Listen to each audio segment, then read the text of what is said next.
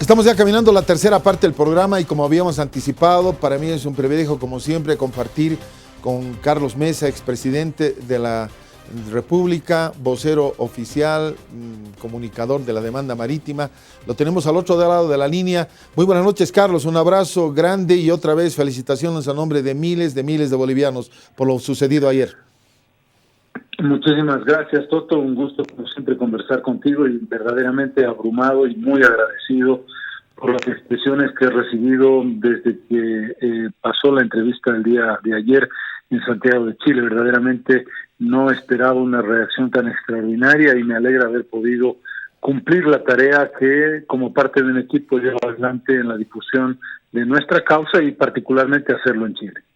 Bueno, yo sé que no te gusta mucho cuando se enfatiza lo que haces de bueno, pero en este caso yo creo que la palabra orgullo, el orgullo que sentimos los bolivianos ha repercutido en las redes, seguramente en tu cuenta de Twitter y Facebook, etcétera, y eso es algo que se ha sentido y ha unido hoy día por primera vez de manera muy clara. Escuchaba declaraciones de opositores, de oficialistas, de los que no tienen ninguna bandera, hablando de una manera tan unánime sobre nuestra causa, sin mezclar los temas políticos con lo otro. Creo que ayer has dado una clase de integridad, de valor cívico, que no se ha resaltado mucho, pero yo quiero hablarlo. Te felicito por eso, nos ha honrado ser tu amigo, nos ha honrado a los bolivianos tener un hombre de tu capacidad, Carlos, y lo quiero decir.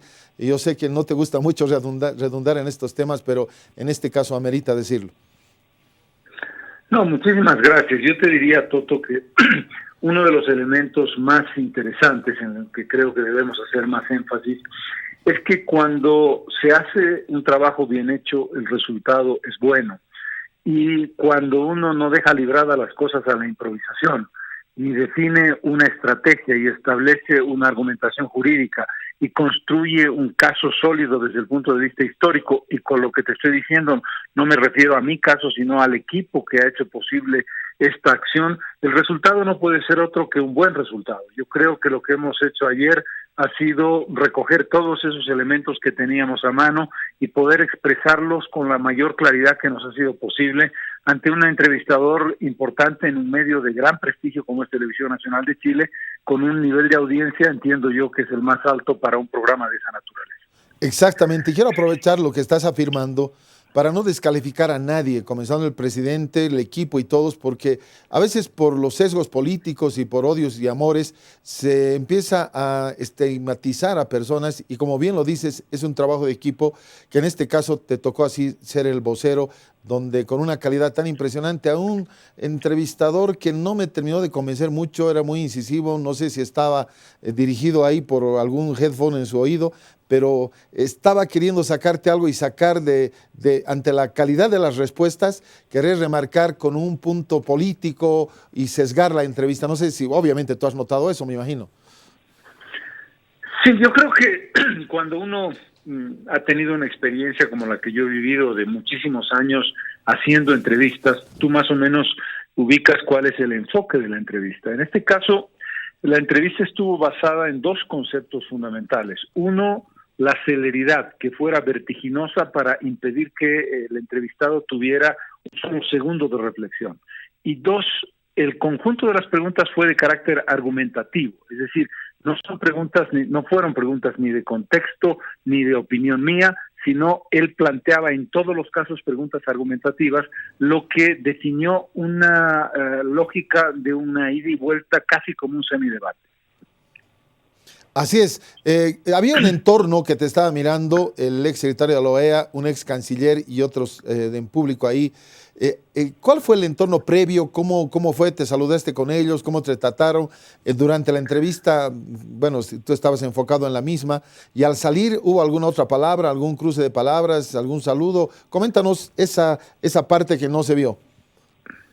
Sí, primero decirte que el recibimiento fue muy cordial, fue cordial de la audiencia que estaba allí sentada, cordial de parte del entrevistador. Conozco ya esa estrategia, siempre la cordialidad y el tono de distensión es una forma de desarmar al entrevistado, pero absolutamente legítima.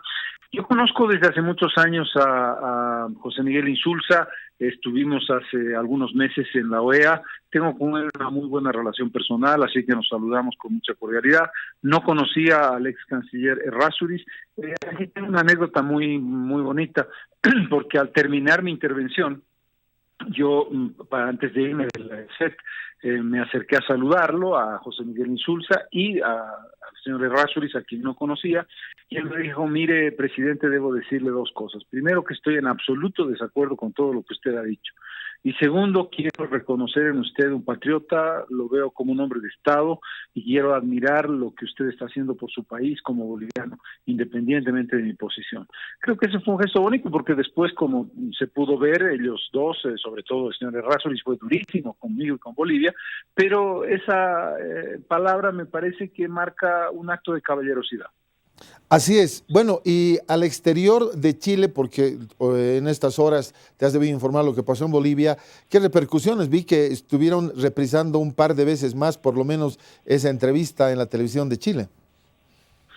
Sí, ha sido, creo que una entrevista de un impacto grandísimo, no solamente en Bolivia. En Bolivia me he quedado abrumado verdaderamente, y como te digo, no tengo palabras para agradecer los puntos de vista y los conceptos que han vertido sobre mí, pero también ha tenido un fuertísimo impacto en Chile. Yo he recibido en mi Twitter muchísimas opiniones de ciudadanos chilenos, algunos contrarios a mí, pero otros indicando que, a pesar de que están en contra de nuestros argumentos, reconocen que la forma en que defendimos la causa boliviana y sobre todo explicamos la parte histórica y la parte jurídica era impecable, y que muchos chilenos opinaron que el entrevistador quizás equivocó el camino.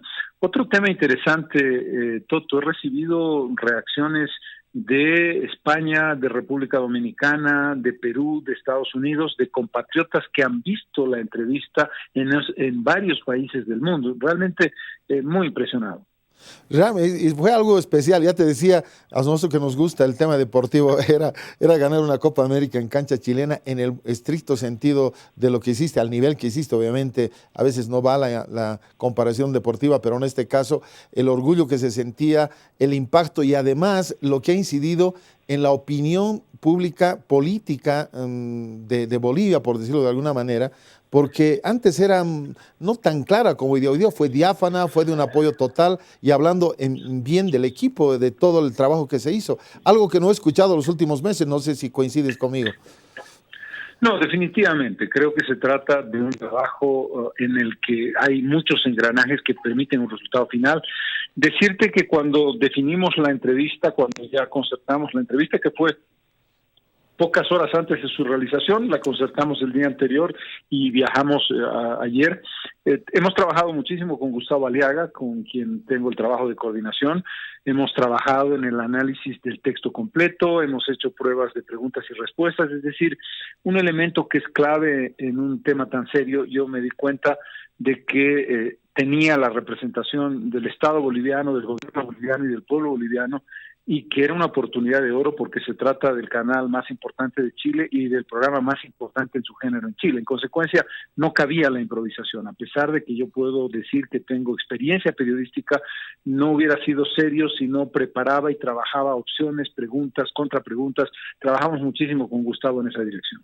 Y se notó el fruto, espectacular. Había unos puntos, no sé si 3 o 4 veces tuviste que interrumpir, en esa parte salió tu experiencia y tu personalidad, obviamente, cuando él trataba de hacerte concluir cosas que nunca habías concluido y hacerte especular cosas que nunca habían salido de tu boca, sino te arrimaste a los argumentos chilenos. Esos momentos tuvieron que ser en una improvisación ya preparada, por decirlo de alguna manera, pero se notó que el hombre estaba en problemas ese instante ante tu precisión y tu personalidad fuerte de marcar el rumbo de la entrevista. Sí, aquí hay un elemento que siempre me ha parecido a mí fundamental. No puede uno dejar que el entrevistador, en un tipo de entrevista como este, no es el estilo que yo he utilizado en De Cerca, pero en este caso no hay que dejar que el entrevistador marque el terreno y que defina el espacio de la argumentación y que plantee como la base de la argumentación las ideas que él deja caer por muy incorrectas que éstas sean. En ese caso, yo siempre, cuando ha terminado la pregunta, me he acordado del primer referente que él ha hecho en la pregunta, porque el entrevistador a veces dice, esto es así, y ahora le pregunto otra cosa, y por lo tanto lo que yo he dicho queda ya marcado. Yo siempre tomo nota del contexto global de la pregunta y siempre respondo todas las aristas que la pregunta tiene, porque si no uno queda como descolocado, dejando que ciertos argumentos acaben siendo propiedad de quien hace la pregunta y no de quien responde. Coméntame cómo fue la conferencia de prensa, que no la he tenido muy amplificada acá. ¿Cómo fue? ¿Bajo qué circunstancia? ¿Dónde se produjo? Fue una conferencia de prensa organizada por nuestra cónsul Magdalena Cajías, que conversamos con ella al llegar a Santiago. Ella me dijo que había un muy grande interés de los medios chilenos por tener mi palabra y por supuesto yo estoy totalmente de acuerdo. Ella organizó la conferencia de prensa, la realizamos esta mañana a las 9 de la mañana en el consulado de Bolivia en Santiago. Debo decirte que por lo menos habrían 20 o 25 periodistas, tanto de medios escritos como de radio y televisión, y 2 o 3 agencias importantes a nivel internacional, como por ejemplo la agencia EFE, lo que me permitió ir posicionando y afirmando con mucha más solidez y sobre todo con menos vertiginosidad que en la entrevista los elementos fundamentales de lo que la Corte ha dicho, no ya lo que nosotros hemos dicho en torno al Tratado de 1904 y a los temas pendientes entre Bolivia y Chile. Algo para destacar en esas preguntas, en esa conferencia de prensa de gente especialmente chilena, que seguramente contrastando con la entrevista tuvo la oportunidad de reafirmar algunos puntos desde su perspectiva. Sí, aquí hay un elemento clave, digamos, que es la piedra de toque que Chile plantea como una, comillas, pequeña victoria en el fallo de la Corte Internacional de Justicia. En ese contexto, la insistencia en que ningún país puede obligar unilateralmente a otro país a hacer algo, nada menos que ceder territorio que el país afectado no quiere ceder. Y el elemento clave aquí es explicar y no cansarse de explicar algo fundamental. Ni Bolivia ni la Corte exigen que Chile ceda territorio. Lo que Bolivia le pide a la Corte es que le recuerde a Chile que se comprometió a negociar con nosotros y que fue Chile quien dijo, estoy dispuesto a negociar con ustedes para otorgarles un acceso soberano al mar. Es decir, la obligación no surge del pedido de Bolivia, ni la obligación surge del fallo de la Corte que eventualmente pueda ser favorable a Bolivia. La obligación surge de las propias decisiones voluntarias de los gobiernos chilenos. Quienes decidieron ceder territorio a Bolivia son las autoridades chilenas, y este es un aspecto fundamental, y eso es lo que hace la diferencia. Es decir, la Corte no está forzando ni obligando a Chile a hacer algo que Chile no quiere hacer. Chile tiene que hacer algo que sus autoridades, su Estado, quienes lo representaron, definieron como política de Estado, no una vez, sino 7, no un año, sino 70.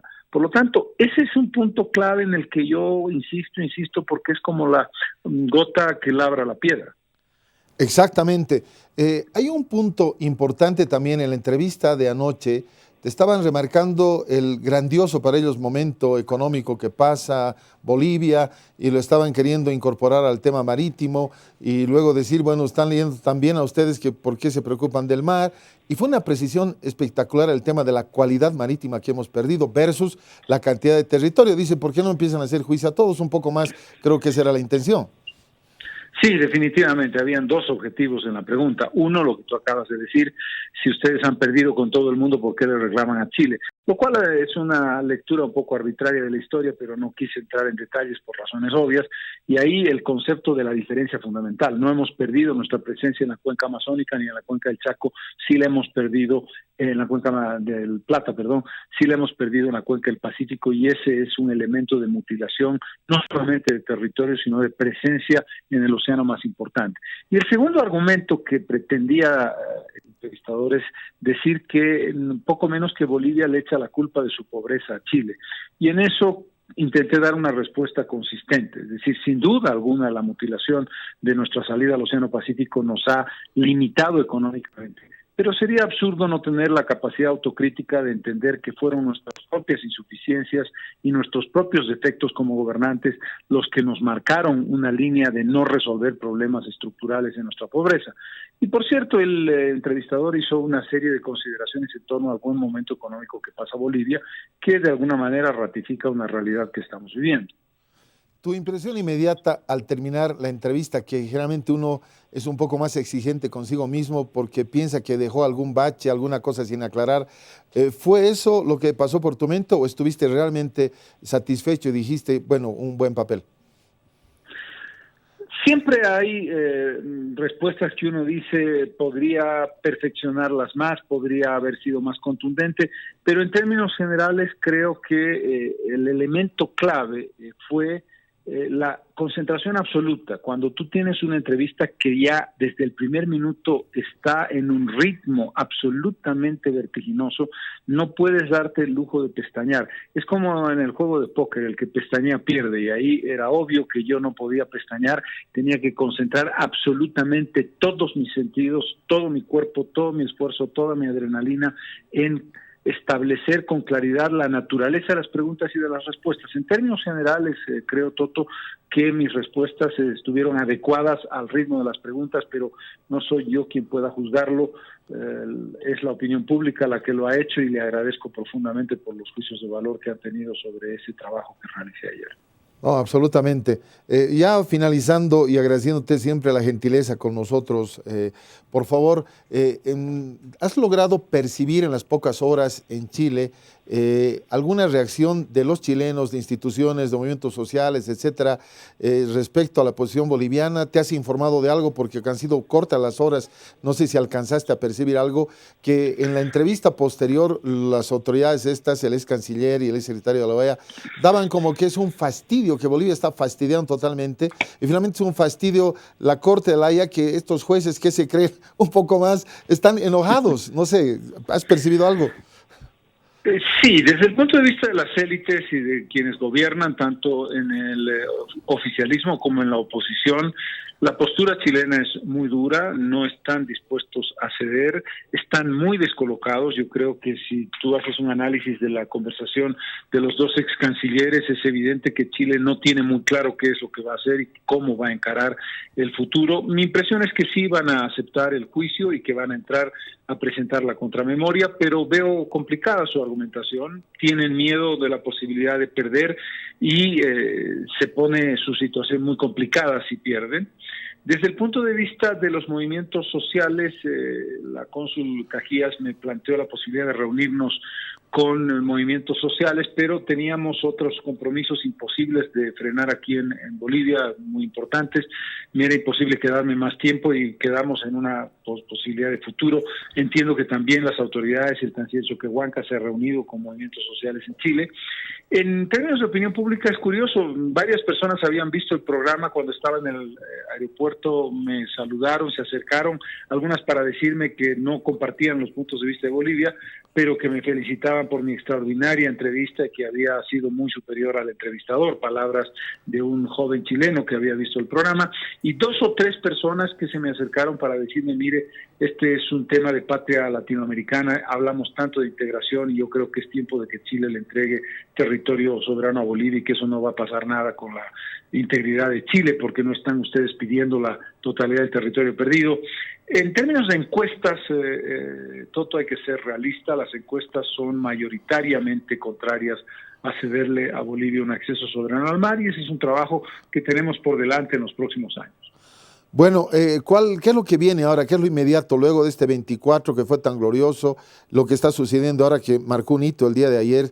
¿Qué es lo que viene para adelante en el trabajo de las comisiones, del equipo, de Diramar, de todos? ¿Qué es lo que viene? ¿Hay una agenda adelante o esperar la memoria de Chile? ¿Qué es lo que viene? Oriéntanos un poco, Carlos. Es una combinación de cosas. Primero, la evaluación que terminará en estos días del equipo jurídico que preside el expresidente Rodríguez. Segundo, el tema de no hay que bajar los brazos en una campaña internacional todavía no está diseñada. Está claro que habíamos quedado que la primera fase terminaba con el primer fallo de la Corte que se ha producido. Estamos trabajando en el diseño de una estrategia comunicacional que perfeccionaremos en las próximas semanas, y luego, desde luego, muy importante esperar la memoria de Chile, la contramemoria de Chile, que tiene 10 meses de plazo desde el 24 de septiembre, de modo que en julio del año que viene Bolivia conocerá la contramemoria.